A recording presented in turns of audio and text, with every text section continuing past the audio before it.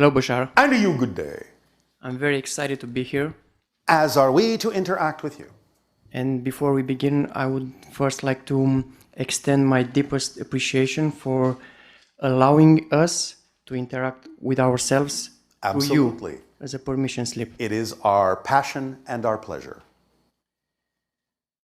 Throughout my physical life here, I had the exciting opportunity to experience deep and severe levels of negativity, suffering, depression, and pretty much everything in that category. How exciting. Indeed. How brave and bold of you. Thank you, I guess. I know. Because you can use this now to your advantage.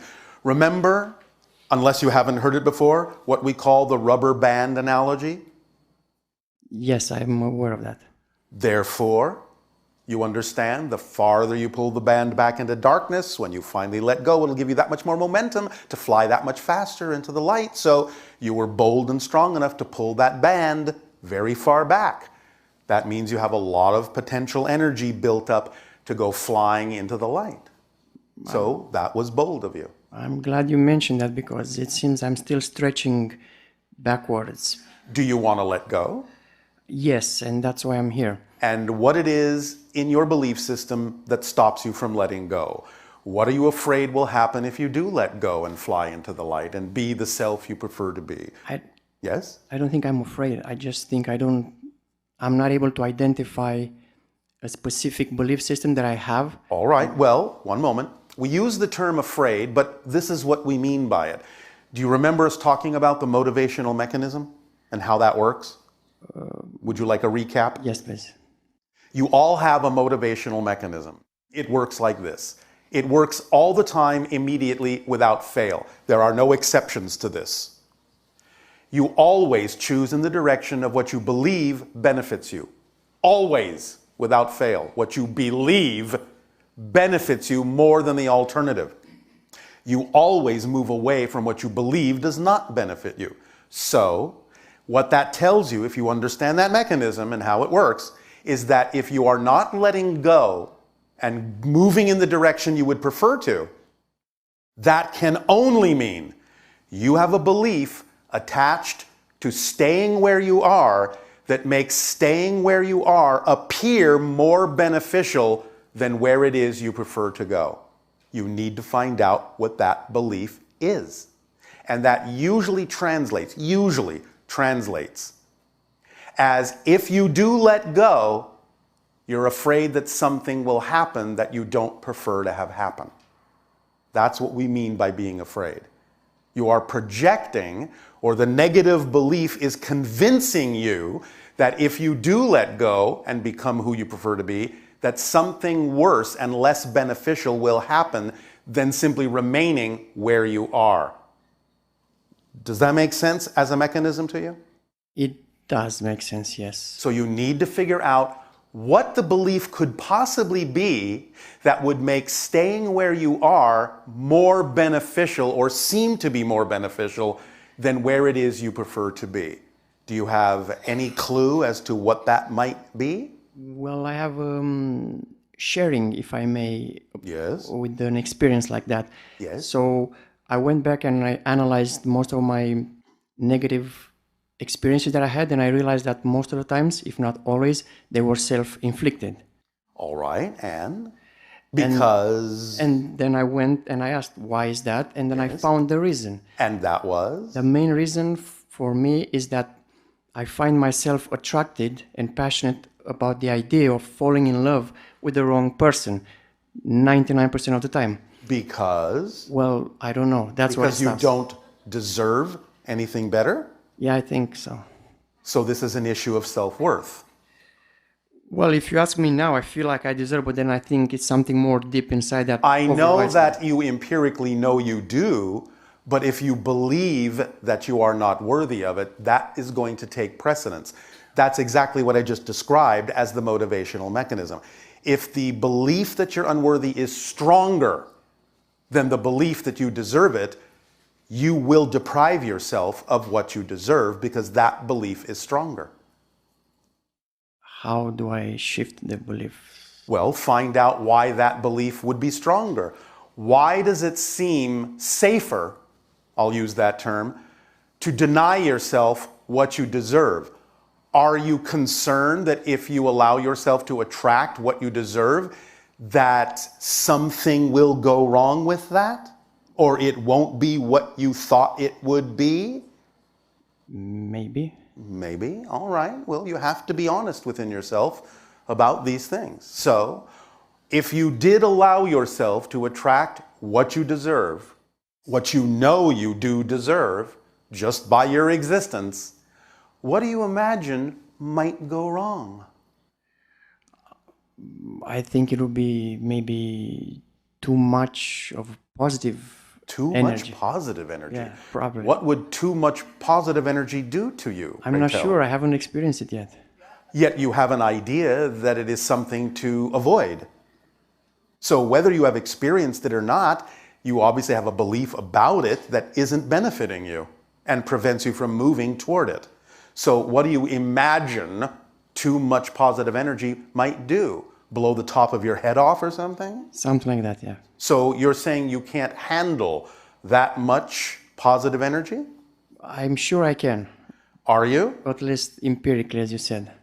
Well, but do you know it in your bones as true? Or is it just an intellectual concept for you? It's just a concept. Why isn't it in your bones? Why don't you know it to be true that you can handle it? I'll give you a hint, unless you can figure it out. Please, go ahead. All right.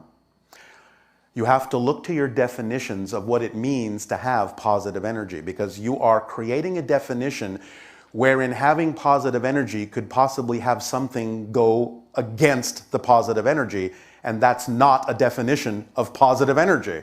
You have a different definition. So you have to clarify and clean up your definition of what it is that's capable of happening when you create a positive state of being. Many people on your planet say exactly what you're saying. I would create a positive state of being, but I'm afraid that if I do, something negative will happen. That's not a definition of a positive state of being. Nothing negative can happen in a positive state of being. Even if it looks like it's negative, even if somebody else defines it as negative, you will know that by staying in a positive state of being, you can only extract a beneficial and positive effect from it, no matter how it was created, no matter how it looks, no matter what anyone tells you about it. You know that by staying in a positive state of being, you cannot be affected negatively. That's what you have to know is the definition of being in a positive state. Any other definition is not a definition of a positive state. So you have to be clear about how you're defining the concept of what's possible in a positive state. Yes? Yes, and this is where intuition comes into place, and most of the times, actually, it never failed me. Intuition can, but this is really just about knowledge. It's about knowing how things work. It's about understanding this literally almost from a physics point of view. You cannot experience what you're not the vibration of. It's simply not possible to experience something that you are not operating on the same wavelength as. Well, I'm glad you mentioned that, because there were cases when I felt extremely excited and positive and Yes. and everything was wonderful, and then the outcome was completely different. That's because you are equating the idea of that outcome to being in the positive state, and that's not the case. I understand that physical reality and continuity can make it seem as if that was the outcome of the positive, excited state, but it wasn't. If you have an outcome that is actually truly negative, now I'm talking about something different than what you expect, because just because something unexpected happens doesn't mean it's negative. If you're labeling it as negative because you didn't get what you expected, that's the definition you need to change. But the idea is that if you do experience something negative after having been in a positive state, that negativity is not the result of the positive state. That negativity is the result of you leaving the positive state. And that means you applied a negative definition to what happened instead of a positive one. You can recognize that something that manifests may not be what you expected, may not even be what you prefer. But that's a neutral observation and does not insist that you have to define it in a negative way. You have to know that whatever happens in your life, whatever pops up, no matter how it looks, must be there for a positive reason. And if you stay in that frame of mind, you will be able to use even what you don't prefer in a way that you do prefer. That's how you use the negative positively. And then when you use it in a positive way, it will usually go away because you've used it up. There's no reason for it to hang around because you were willing to validate it as having a reason to be there that serves you, instead of assuming that just because something unexpected happened, something went wrong. That definition is what causes you to experience that something went wrong. The thing in and of itself doesn't have built-in negative meaning. Nothing has built-in meaning. You give it the meaning. Now, you may give it that meaning unconsciously and then see the negative result from the negative belief you applied to it so quickly you didn't even know you were doing it. But that's why it's so important to become aware of your definitions so that they don't catch you off guard by making it seem as if, well, that just happened out there. That's just because that's built into that situation. No, it never is. It's always coming from you. And therefore, you have a feedback mechanism that lets you know how to course correct and realign yourself and say, wait a minute. I don't have to automatically assume that just because I got something I didn't expect that that's a negative thing. Let me see how I can define this in a positive way that serves me. Catch yourself, stop yourself, find the definition that gave it the negative experience, that attached the negative experience to it, and let go of that definition and replace it with a more positive one so you can get a beneficial effect out of whatever happens. Because as we have said, and we'll say again now, it doesn't matter what happens. It only matters what you do with what happens. That's what makes the difference. Is this helping? It is, and I have tried just that, but it feels like... No, you haven't. Because if you say, I've tried it, you're saying that you still had an assumption and an insistence and an expectation of what the result was supposed to be. You don't know what the result needs to be until it shows up. And that's what shows you what it needed to be.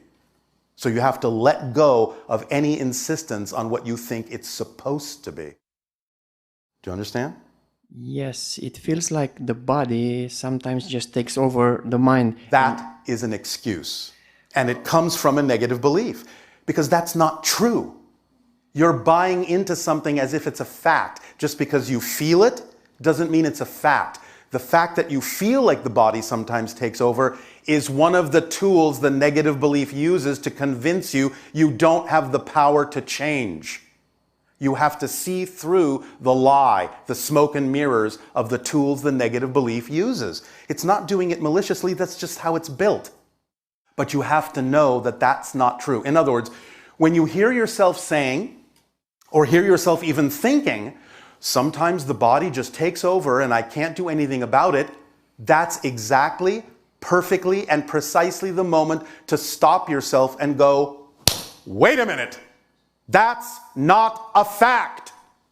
It's an opinion. It's a belief. It's a perspective. And I don't have to buy that as true. But negative beliefs will make themselves appear to be facts, appear to be true. You have to catch them in the moment and say, tricky little belief.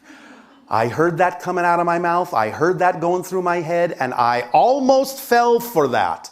But I caught myself. So thank you for allowing me the practice to have more discernment over what really is and isn't a fact. Is this helping? A lot. All right. Another layer of this experience is the fact that I've not... Is the fact that? Well, it's the... Is the belief belief? That? Well, it's a fact that you can have a belief, if that's what you're saying. Okay. It's a belief that during my experience here, there seems to be a particular female template that helps me experience this negative cycle that we just talked about. And All right. But if it helps you experience that, it must be doing it for a positive reason, yes? but why that specific physical template? The eyes, You the hair, must everything. need that template to teach you something about yourself. I learned that I'm tired of this. Maybe that's the lesson. I was tired a long time ago. Obviously not tired enough. Yeah, I'm. When you are Oh. really sick and tired of being sick and tired, you will stop choosing to be sick and tired. Obviously, if it keeps happening, you're not tired enough. So keep doing it until you're really tired enough of it. Then you'll let it go. You'll realize that you don't need to keep doing it. Because you can only be doing it because you believe it serves you. Remember motivational mechanism? Yes. You can only experience what you believe serves you. So you must not be tired enough of it yet to let it go. And that's okay. So there's no other reason that there will be that specific repetitive physical template. It's just an excuse, a permission slip for me to feel miserable. Yep. And it's working great.